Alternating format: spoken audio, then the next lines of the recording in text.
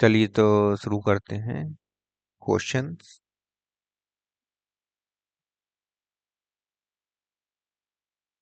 पहला क्वेश्चन है, एक पारिस्थितिकी यंत्र एक पारिस्थितिकी तंत्र इकोसिस्टम में कार्यात्मक इकाइयां कौन सी हैं?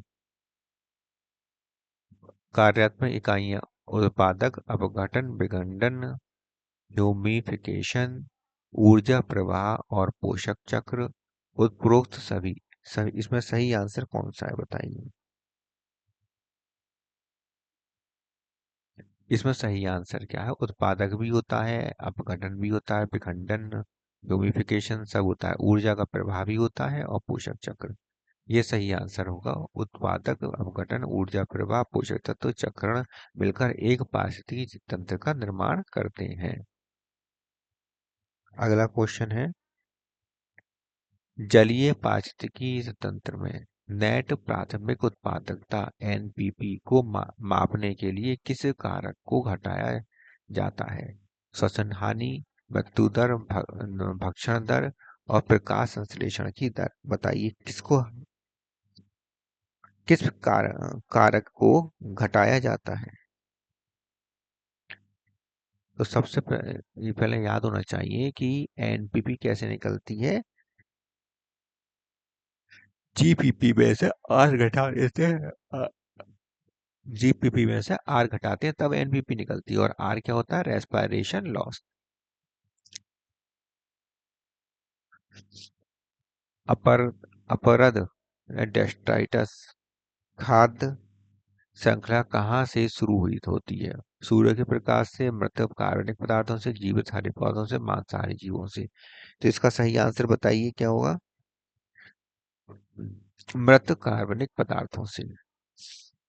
अपरद खाद्य श्रृंखला मृत पौधों और जानवरों के अवशेषों से शुरू होती है। ठीक है।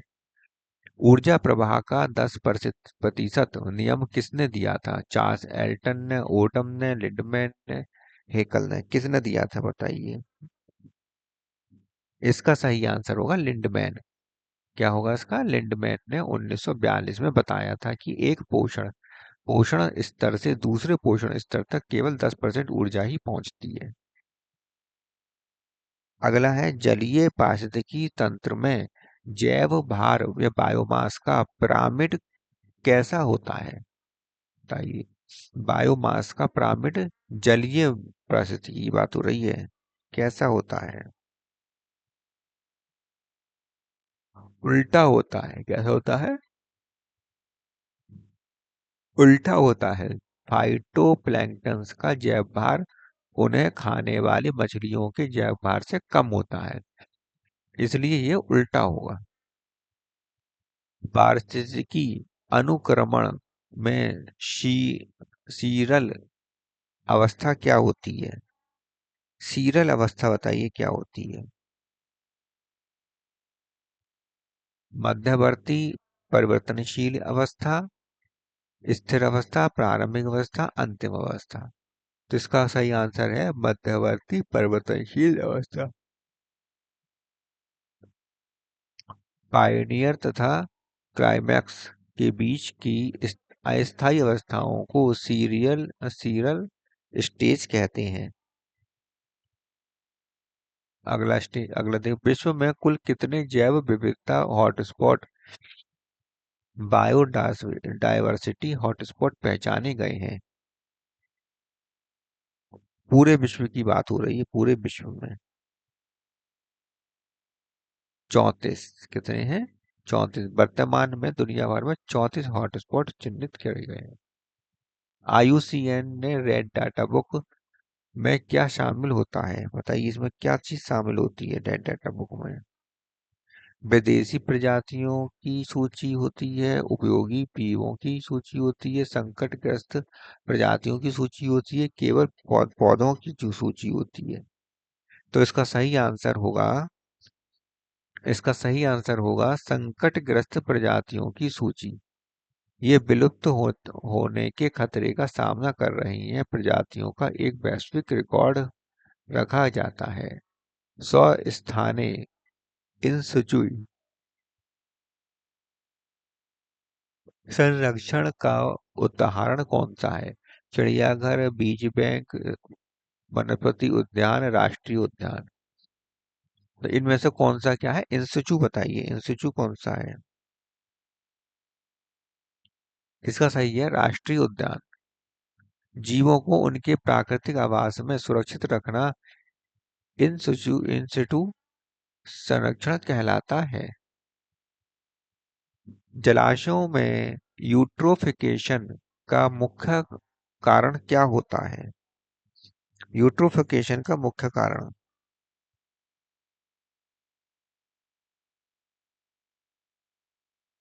तो इसका सही आंसर होगा मछलियों की अधिकता, तापमान में गिरावट, ऑक्सीजन की कमी, पोषक तत्वों और नाइट्रोजन और फास्फेट की अधिकता। राइट।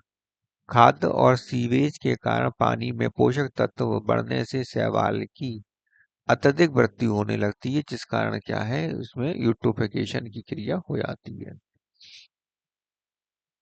एक जनसंख्या में जन्म दर मृत्यु दर से अधिक होने पर जनसंख्या घनत्व का क्या प्रभाव पड़ेगा? अगर एक जनसंख्या में जन्म दर मृत्यु दर से अधिक हो, जन्म ज्यादा ले रहे हैं और मर कम रहे हैं, तो क्या होगा? घनत्व बढ़ेगा, घनत्व घटेगा, शून्य से ज्यादा हो जाएगा, स्थिर रहेगा। इसका सही आंसर होगा घनत्व बढ़ेगा। सकारात्मक बुद्धि वृद्धि दर के कारण कुल जनसंख्या और उसका घनत्व बढ़ता है। गाउसे का प्रतिस्पर्धी अपवर्जन सिद्धांत क्या कहलाता है? किसका? गाउसे का। प्रतिस्पर्धा से दोनों को लाभ होता है। सीमित संसाधनों के लिए प्रतिस्पर्धा करने वाली दो प्रजातियां लंबे समय तक साथ नहीं रह सकती हैं। संसाधनों की अधिकता प्रतिस्पर्धा को बढ़ाती है। दो प्रजातियां हमेशा साथ रह सकती हैं। बताइए क्या है इसका सही आंसर?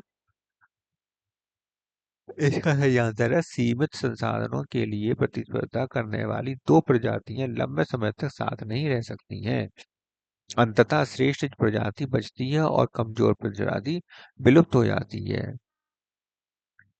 अमेंसलिज्म में अंतःक्रिया का प्रकार क्या है? बताइए क्या प्रकार है अंतःक्रिया का? अमेंसलिज्म की बात हो रही है। क्या हुआ है? इसमें एक जाति को हानि होती है और दूसरी जाति अप्रभावित रहती है, जैसे पेनिसिलियम बैक्टीरियम को मारता है। ग्रीन हाउस इफेक्ट के लिए सर्वाधिक उत्तरदायी गैस कौन सी है? बताइए। ये है इसका सही answer nitrogen, oxygen, organ, carbon dioxide. तो कार्बन डाइऑक्साइड इसका सही आंसर है। ग्लोबल वार्मिंग को ये बढ़ाती है। मॉन्ट्रियल प्रोटोकॉल का उद्देश्य क्या था? मॉन्ट्रियल प्रोटोकॉल का उद्देश्य परमाणु कचरे का निपटान, ग्लोबल वार्मिंग को कम करना, ओजोन परत को नुकसान पहुंचाने वाले पदार्थों को रोकना और जैव विविधता का संरक्षण। तो इनमें से कौन सा है सही आंसर? ओजोन परत को नुकसान पहुंचाने वाले पदार्थों ओडीएस को रोकना।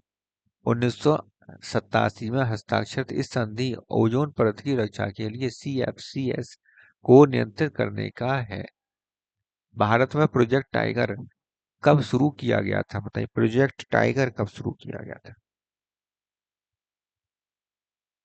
1873 में। बाघों की गिरती जनसंख्या को रोकने के लिए 1973 में सरकार ने इस महत्वाकांक्षी परियोजना को शुरू किया था। 17वां बताइए अगला। खाद्य श्रृंखला में डीडीटी का सांद्रण बढ़ने की प्रक्रिया क्या कहलाती है? अपघटन, नाइट्रीकरण, जैव आवर्धन, यूट्रोफिकेशन। इसे कहते हैं जैव आवर्धन, बायो मैग्निफिकेशन कहते हैं इसे। अविषाक्त रसायनों का उच्च पोषक तत्व स्तरों तक जमा होना जैव आवर्धन कहलाता है। जैव विविधता का लक्षण संरक्षण के लिए अर्थ समिट 1992 में कहाँ आयोजित हुआ था? अर्थ समिट की बात हो रही है। जोहान्सबर्ग में, दिल्ली में, न्यूयॉर्क में और रियो डी जेनेरो ब्राजील में। तो इसका सही आंसर क्या होगा? इसका सही आंसर होगा रियो डी जेनेरो ब्राजील में स्थित है। ये एक ऐतिहासिक शिखर सम्मेलन रियो डी जेनेरो में हुआ था, जिसे रियो समिट भी कहा जाता है। वायु प्रदूषण नियंत्रण रोकथाम अधिनियम कब लागू किया गया था?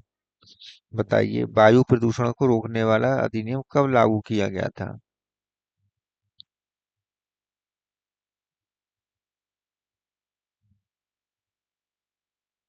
वायु प्रदूषण को रोकने वाला और नियंत्रण करने के लिए 1981 में कानून बनाया गया था। कब का है ये? 1981 का। और अंतिम सवाल देखिए, जंगल की आग और ज्वालामुखी फटने के बाद होने वाला अनुक्रमण क्या कहलाता है? द्वितीयक अनुक्रमण, सेकेंडरी सक्सेशन, शून्य अनुक्रमण, प्राथमिक अनुक्रमण, कृत्रिम अनुक्रमण। तो इसका सही आंसर आपको बताना है। ठीक है, सही आंसर इसका बताना है। बाकी सबके हमने बता दी, इसका आंसर आपको कमेंट में बताना है। कमेंट में बताइए लिखकर 20 का आंसर क्या होगा।